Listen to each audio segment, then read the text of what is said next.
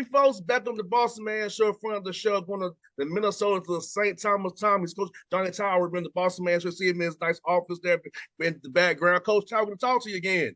Hey, great to see you. Appreciate being back on the show. Last time, 2 years ago, we had just made the jump from D3 to D1. We hadn't played any games yet, so appreciate you having me back on the show. Excited to catch up. Yes, sir. Well, Coach, let me ask you, man. You're going to year 13. It's St. Thomas, man. How's it feel being at someone 13 years, knowing the business that you and I both in, where it's so fickle, it's turnover all the time? Yeah, I'm blessed. And really, in some ways, it's year 28. I was an assistant here for 11 years. I played here as an undergrad student, so this is a place that is home for me, and feel really fortunate. We've been blessed to have so many great kids, have had a lot of success, and really excited about this D3 to D1 journey. In D3 we won a couple national titles, and we made the jump a couple of years ago. Last time we talked.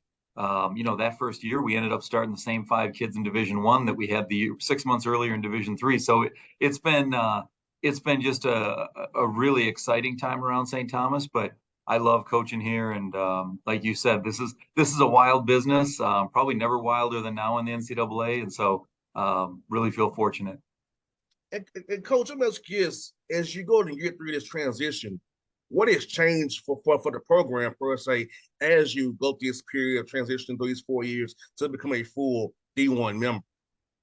Yeah, that's a great question. I like to say that the things that didn't change, my office, the gym that I coach in, my 5-minute commute every day, the great kids we get to work with, and literally everything else did, right? So my business card looks the same, my office looks the same, but everything else did, from scheduling to recruiting to how are we competing in the Summit League and the D1 teams that we're playing. I mean, it is a lot of different stuff, but it's also really exciting. There's a reason this has never been done before.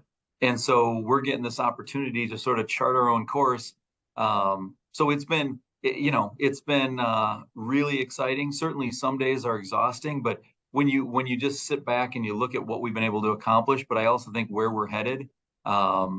Second year we won 19 games in our second year Division 1, and we were still starting 3 or 4 of our former Division 3 players last year. We got a $176 million arena that's going to open in 2 years, and so I think the way we've been able to transition from D3 to D1 at this point gives us a lot of hope. There's a lot of work to do, and a lot of great teams out there. We know that, but we're really proud of our guys, and looking forward to the future. Yes, and getting able to compete, because you don't know, Coach. So a lot of guys in D3 they can be D1 anyway. So getting to actually be a D3 player and play at D1 and compete with 19 games for you guys, that's validate those young men, and you and your staff are finding young men who can play at any level, who really has to play the game of basketball the right way. Well, you hit it on the head. Certainly, there are things, and we know as we continue into Division 1, we're going to have to get bigger, stronger, more athletic. Like there have been challenges these first couple of years where we've had to mitigate some of those things. We were probably the worst offensive rebounding team in the country that first year. We never turned the ball over. We took a lot of threes. We played the way we had to play, and our guys embraced that, and they had been used to our winning culture, right? So those 5 guys we started in that first season, I think they had lost a total of 8 games in 3 years in Division 3. So not only were they really good players, but they're tough-minded and they were used to winning. I mean, 2 of them are going overseas to play pro ball this year. One of them, Parker Bjorklund, is a 6th-year senior for us, so he's back now. Was all conference last year, and so I think it's been one of those things that when you're trying to lead a program through it, more than anything, you lean on those core values that got you success in the first place. And that's really what we've done, is we've relied on guys who love the game, they love each other, and they're really, really competitive. And we've been bringing in some really good young Division 1 recruits. So when you blend those two, so far the early returns have been good. And Coach, do you feel like with the portal the way it is and NIL the way it is at the higher major level or the mid major level, that you'll be able to get the quality high school young man to get in your program and really develop him and build him up in some league play? It's about being older, yes, but also having some guys in the pipeline to replace those older guys once they graduate and go play overseas. No question, and I think that's part of the process that we're still in. You talked about that 5-year transition period. Last year, we had the freshman of the year in the Summit League, Andrew Rohde. So we had these 4 still returning former Division 3 players. Andrew's freshman league of the Summit League. Now he's at the University of Virginia, and so he's playing for them. And that wasn't necessarily by design. We would have loved to have him back, but we're also excited for him and the opportunity he has. And so, like I always say, we can only coach the guys who are on our campus. Andrew had an unbelievable freshman year. We had other freshmen who made big contributions, and we think we're going to again. And so year over year, I think what you allude to is NCAA basketball is different than it's ever been before, right? With NIL and the transfer portal, it is a more transient profession, and thinking that all of your guys are going to be there 4 years, that's simply not reality anymore. That said, I do think we're at St. Thomas, where we're an unbelievable school. We get a lot of hometown kids, and I think we're going to keep a lot of kids for 4 years. And that's really how we're going to build our program, is largely through high school kids who say, I want to get a degree and be a part of this story of this little Division III school that's actually not that little, and now going Division I. And coach, also like you said, coach, leadership piece as well. And I know how much you care about, St. Thomas Tommy. You've been there over 28 years. And when you talk to a young man, you're talking as somebody who's been in their shoes, who will step foot if they come in their shoes. So talk about that leadership piece, building with these young men, especially more when it's become more transactional. But I feel like if a young man's relationship with you and knows you really care about him, he would stay rather than go if it's all things have been equal. No, quite. And I love the way you put it, all things being equal. And that's our job, is to create conditions for our guys to be successful, not just on the court, but in the classroom, in the community, as they develop as human beings.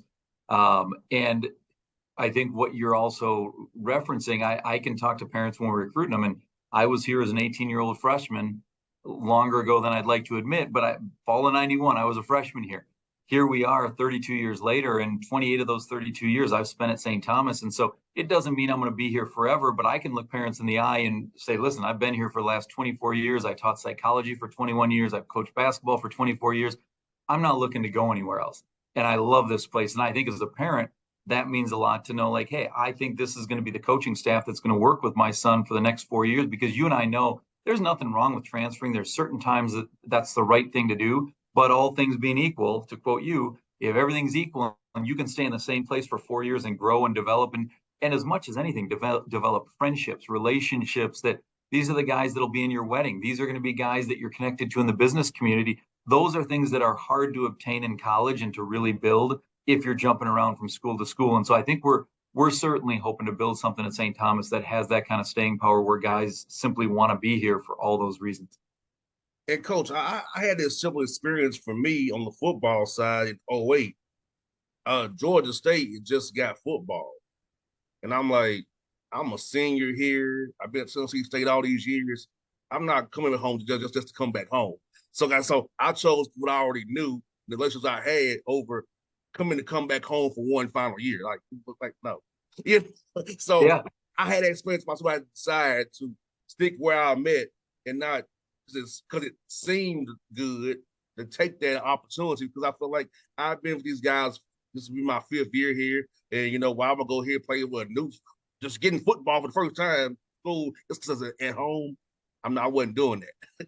Love it. No, you're right. And so much of our culture, right, where the Instagram culture, and you look at photos online and everything looks great, but at the end of the day, you got to think about your situation, our guy's situation, everybody in the world. It's like, hey, where day after day after day after day am I going to wake up really excited to go to weightlifting, to go to class, to be excited to be in the locker room with these guys that I trust, that are going to play the right way? And you think about college, it's a small window in life, and yet it can really be transformative, right? With how we all grow and develop. And that's what's kept me in college coaching for so long, is you see 18-year-olds and how they are when they come in, and what they're like when they leave, and then what they go on to do beyond that. And I just think, more than anything, if all things are equal, if you find a school you love, it's a good spot to be, because you're going to have people who look out for you, and you're going to have friends for life that, during those difficult times that we all know we're going to have, who are you going to lean on? And oftentimes it's those teammates. I know for me, I've had 5 or 6 of my closest 10 friends in the world are college teammates. And that was 30 years ago. But Same here, coach. Those are the guys that you trust, because you've been through battles with them. You've been through ups and downs, and you all went through that stuff together when you were 18, 19, 20, that forms a bond and really a relationship that you're going to be able to be there for one another throughout. And so It's fun hearing your perspective because I think that is what makes college athletics so unique. Yes, like I'm going to Memphis tomorrow for a game and for TSU plays for Pine Bluff in Memphis. I'll see a lot of my teammates who I haven't seen in some years, but it'll be like old times because we have that bond, that rapport, that oneness because we went those 5 a.m. sprints and running them stairs together, you know. So all those things that we did together goes back like it's never happened. We all boys like you said every day. And you pick up like it was, yeah, it was yesterday. I think that's the other thing you hit on, that, college sports is so special. It's hard, right? There are times those 5 a.m. wake up calls and the late night bus rides and all the stuff in between. It's not always easy, but you think about when you're done with college and what are you going to go do? Well, how often do corporations come to us and say, we want your senior leaders? Like, yeah, we want straight A students, but the reality is we don't know if a straight A student can work well with others. If you've got a captain who's a good student, but he's been through some injuries, he's been through wins, he's been through losses, he's led young guys. Like, those are the things that every single organization in the world wants in terms of leaders. And so I think that's still, to me, the college sports, winning and losing matters. It matters a lot. We all know that. But beyond that, there are so many other benefits of being a college athlete and how that can help you develop for the long term. And coach, I'll tell any young man, look at me, I went to NFL training camp 3 times. Didn't, I didn't have a great career or nothing, but I was a training camp and did what I did. But having my MBA, it helps me with my radio side. Like my degree is not in communication, it's business, right? So it's like for me, the off the air stuff for me is easy. Like cause I had my degree. The on air stuff that I played basketball, I played football, baseball. That's easy to me. That's like back in my head stuff. But knowing how to run my accounting, how to market, how to hire people, how to do HR software, that came from my business degree. If I didn't Yeah. go to school and go get my MBA, I wouldn't be able to do what I do off the air, what I could do on the air. Yeah, no, and that, hey, that's the foundation, right? When you talk about that, and really when people talk about student athletes, and sometimes I think it's used as a cliche, but you think about a student athlete, like over those 4 or 5 years, if athletes use that time to not just be great athletes, but truly grow who they are as a person and to enhance their brain and the way they think and to network with people, like, you're going to come out of there and there are going to be some people who knew you as an athlete, but what they're going to respect about you now is your business acumen. And you put those two things together, and that's where I think it's so invaluable. You're right, and coach, you're so right because a lot of guys say, I thought you was a wide receiver. I was. Now I'm a radio host. Yes, have my own. So yes, you're right, coach.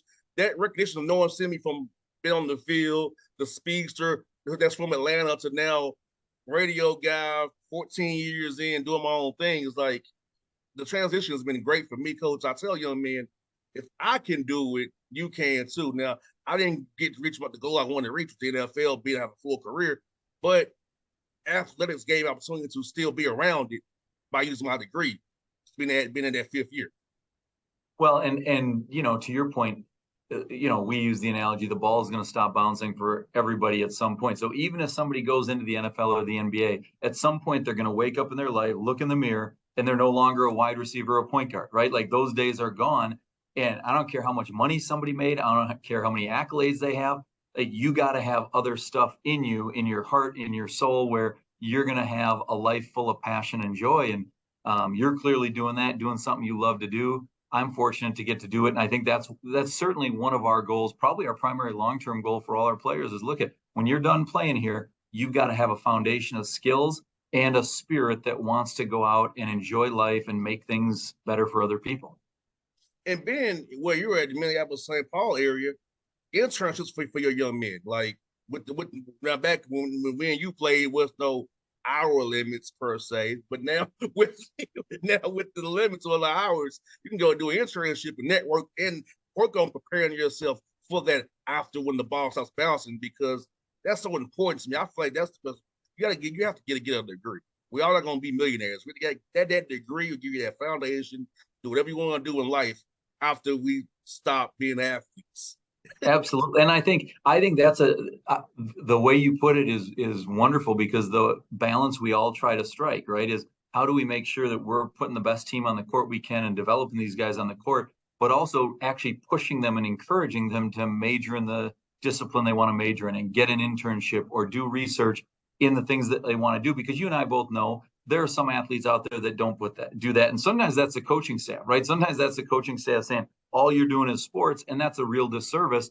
We just got done with a trip to Italy, which was awesome. And on the way out there, we spent 2 days in New York City, and we walked around areas, New York Stock Exchange, some different companies, and had a couple speakers. And the impression they left on our players was really powerful, because it was more about how the skills you're learning in basketball and on this team are going to serve you well later in life. And it wasn't about you're all going to be pro basketball players. The stats would bear that out. Not many people end up playing in the NBA. So if that happens, great.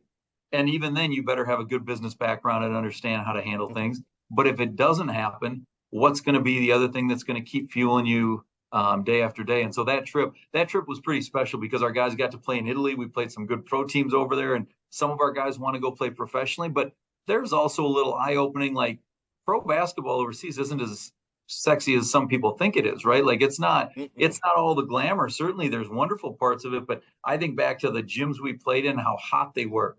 105 degrees, no air conditioning, 2 refs, slippery floors, and it was awesome. Don't get me wrong, but it was okay. This is not waking up playing in the Target Center in Minneapolis. This is a different lifestyle if you want to do it. And so for me, that was a great awakening. Whatever they want to do, we want to help them educate Yeah. themselves on what's best for them. And coach, I thought that trip to Italy was good also for team building and team bonding. And I feel like that's the thing with football. We don't get to take foreign trips per se. It's like we just don't. We can't do that. So, but for basketball, you can. I feel like that's a way to bond and become one, because the adversity will come. But if you're already together, already holding each other accountable, by having to be coached to effort and energy, and you're already one, and you get it done in August, it's good when it happens in January, February. Hopefully not in March. Right. No, hey, it was incredible, because it was like 11 days together. And you think about it, how many guys would you spend 11 days in Europe when it's 100 degrees and you're waiting in line to go sightsee at the Colosseum or Vatican City? Like, you're doing a lot of stuff that's tiring, right? And at the end of it, just the team bonding of being together for that long. But then you add in the games, you add in things that guys had never experienced, and they're doing that together. And it really was, I would say it was a pretty magical experience that our guys will never forget, because they were able to do that all together, learn so much educationally and culturally, while competing. But honestly, basketball was kind of an afterthought when I look at all the other things that we did on the trip. It was something that I think none of us will ever forget. And we're certainly very grateful. We had an alum, Brett Keith, who's a 1994 alum from St. Thomas, and he's fallen in love with our program, and he funded that trip to Italy for our entire team, which, again, you talk about paying it forward. Our guys are acutely aware of how generous this was. And hopefully someday they're in a position to give some young people a similar type of opportunity. So I think just holistically, it was a really, really special opportunity. Yes, and I'm looking. Italy kind of reminds me, coach, of Athens and Greece. When I went to the Olympics in Athens, kind of reminds me of that. Going over there, and I'm going to the Paris Olympics as well next year.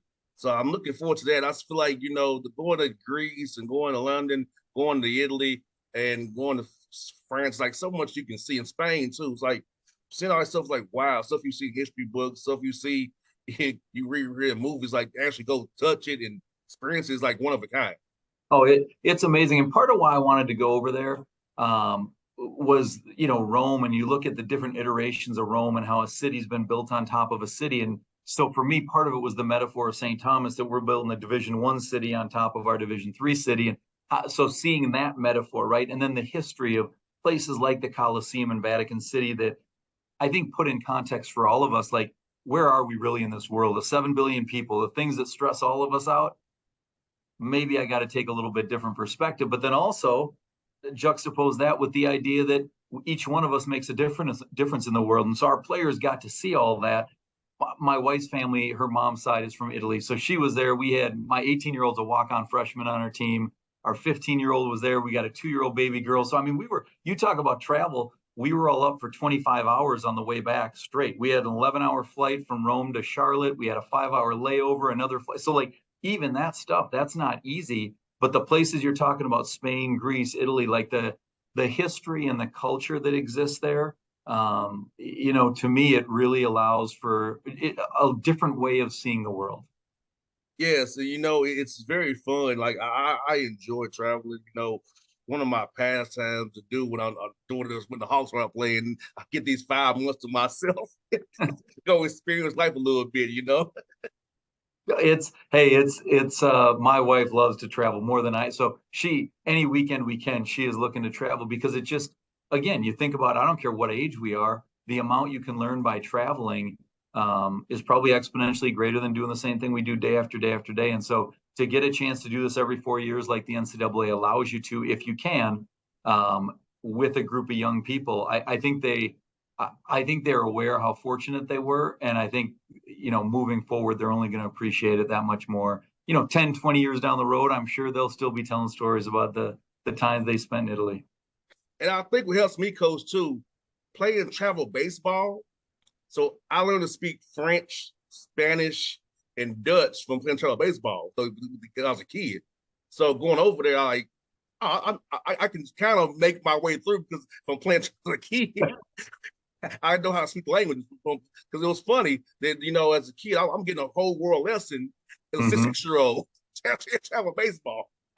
That's pretty awesome. Hey, and that we didn't talk about that, but just the language barrier, right? And we did a session. My wife came in and Chancey put the kids through, or our guys, not our kids, like an hour tutorial on speaking Italian, just basic phrases. How are you today? Could I order this? Stuff like that. That again, it gives them an appreciation for how many people throughout the world communicate in different ways and empathy, and how do we meet one another halfway, whatever it is in life, whether it's communication, just serving others. And so those, I think you're hitting on all of it. It's the list is innumerable.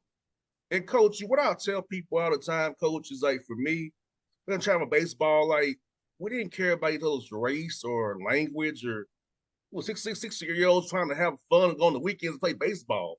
And was there a language barrier between us? Yes, but we figured it out. A 6 year old. Yeah. Hey, there's something about sports that brings people together from all walks of life, all ages. And, I think that is something that when done well, and you think about how to progress society, right? I think about what we're really trying to do. If I look at the mission statement of St. Thomas, it ends with to advance the common good. That's at the end of the day, that's what we're trying to help mold young leaders of the future.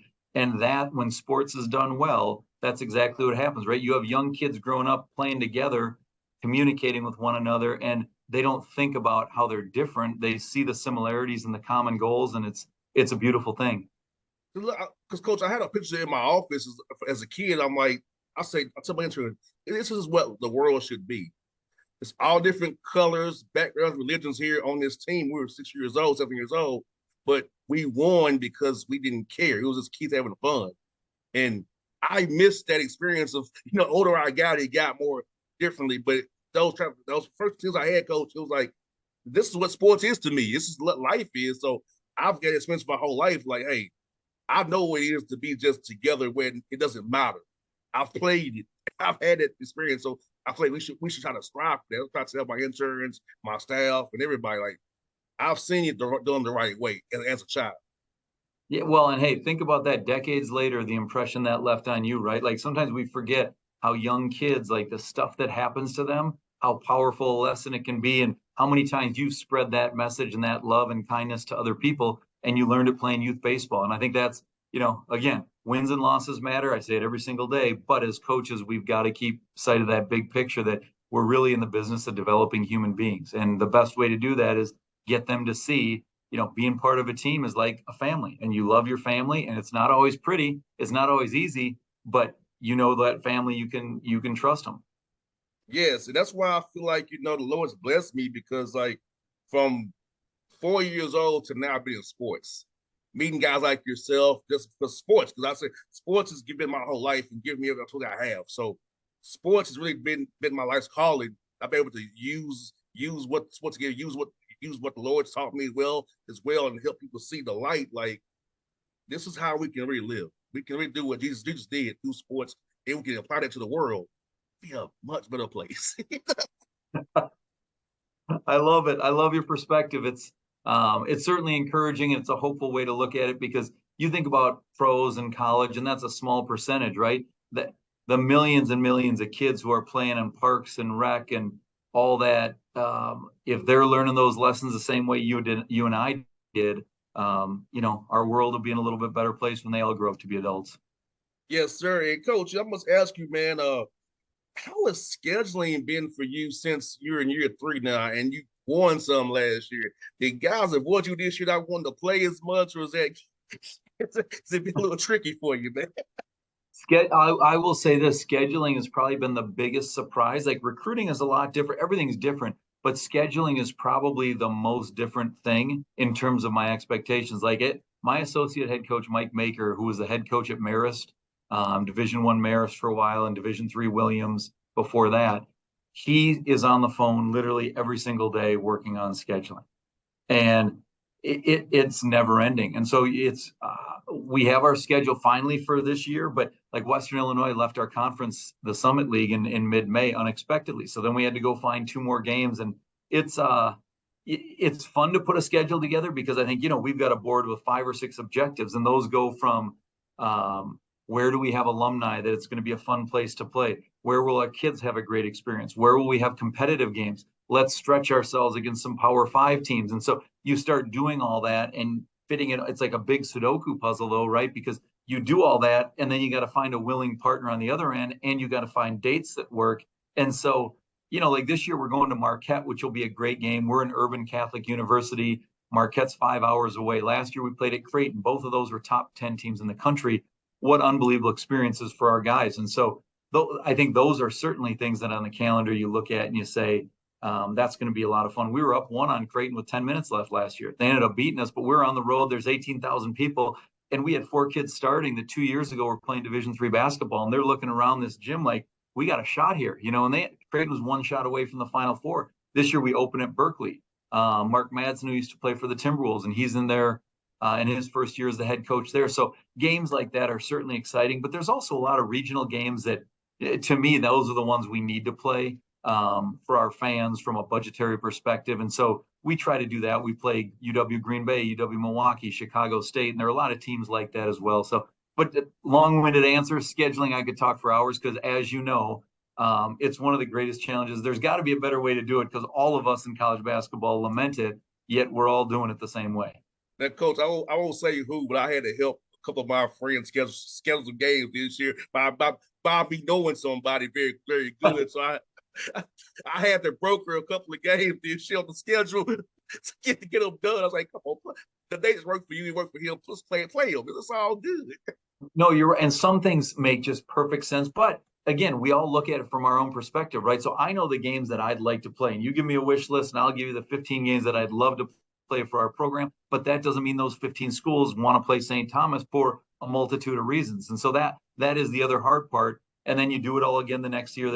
And so, yeah, it's a fun challenge to put together a really good schedule, but it's never going to be perfect, right? Like when you look at it, you're always going to say, well, I wish this, but it's really complicated.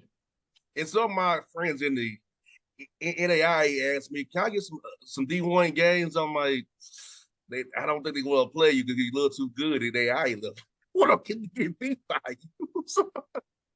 Well, when we were in Division III, we would try to get exhibition games of Division I, and that's the other reality though, right? Like games have to work for people. So there are some games where it might make sense on paper, but there's not much for one team to gain, right? And you and I both understand that, where it's like, yeah, probably the game should be played, but you can understand why one school doesn't want to play it. And so, I think those are just conversations you keep having because I know for our program, there's 4 or 5 games that we should play just about every year, but it would take a lot for those to happen. And I'm sure some people feel the same way about us. And so, you rely on relationships a lot. And also, at the end of the day, I do think, you got to play good teams and beat good teams, and at-large bids, the way even the net rankings go, there are fewer at-large bids for non-Power 5, Big East, Power 6 teams than ever before. And so there is also an element of like, let's go balance winning some games and challenging ourselves and providing our student athletes great experiences in locations that our alums are either very present or they're going to want to travel to. And you can't do those with every game, but like Marquette and Creighton, those are two examples for us that are unbelievable because we have a ton of alums in Milwaukee, Chicago area, and it's an easy trip for our fans to make. And Marquette, I just saw they were ranked second in the country. So hopefully Shock will be nice to us that night. Hopefully he will, Coach. Well, Coach, I'm going to talk to you again. It's been 2 years too long, Coach. I promise we'll do this more often. I promise you, Coach. So I missed that. We had a great chat last time as well, Coach. But I promise you, it won't be 2 years this time, Coach. I promise. Hey, appreciate you very much. It was fun to catch up. Thank you. Inside, Coach. You be safe, but I'll see you soon, man. All right, roll Toms.